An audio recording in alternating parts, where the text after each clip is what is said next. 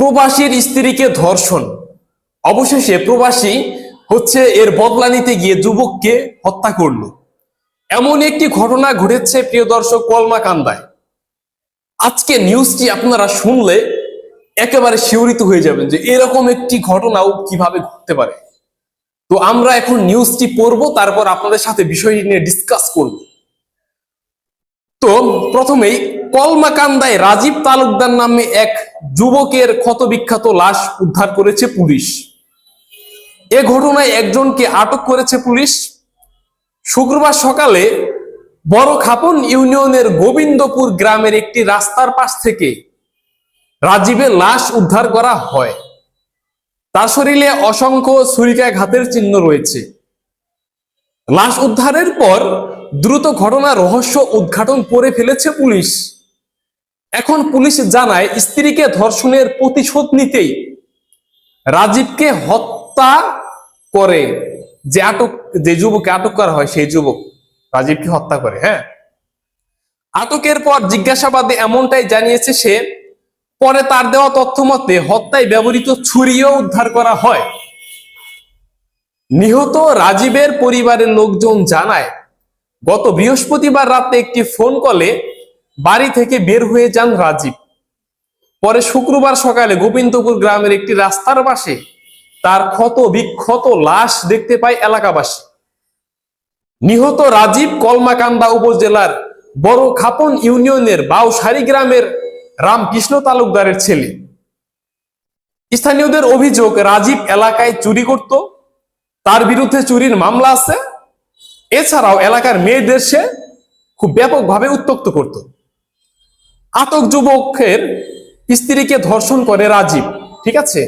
তো বিষয়টি জানতে পেরে প্রতিশোধ হিসেবে গত বৃহস্পতিবার রাতে রাজীবকে ডেকে নিয়ে ছুরিকাঘাতে হত্যা করে লাশ গ্রামের নির্জন এলাকায় ফেলে রাখে।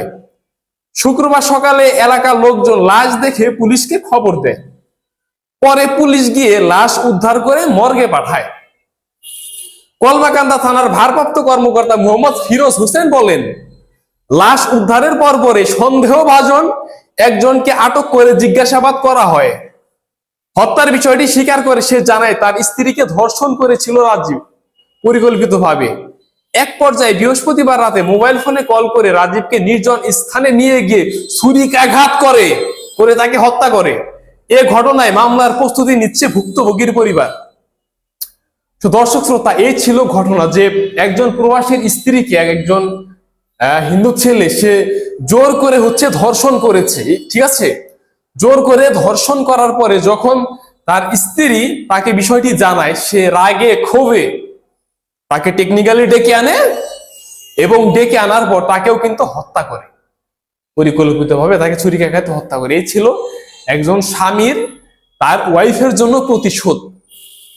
একজন স্বামী কতটা কষ্ট পেলে, কতটা দুঃখ পেলে এমন কাজ করতে পারে। আপনারা বিষয়টি ভেবে দেখেছেন কখনো? নিজের ধর্ষণের অভিযোগ সে নিজের স্বামীর কাছে দিচ্ছে। স্বামী এখন কি করতে পারে? সেটার জন্য বসে থাকবে সে হাত পা গুটিয়ে, নাকি তার জন্য সে প্রতিশোধ নেবে? সে কিন্তু প্রতিশোধ নিয়েই ফেলেছে। এমন একটি ঘটনা কিন্তু ঘটেছে। তো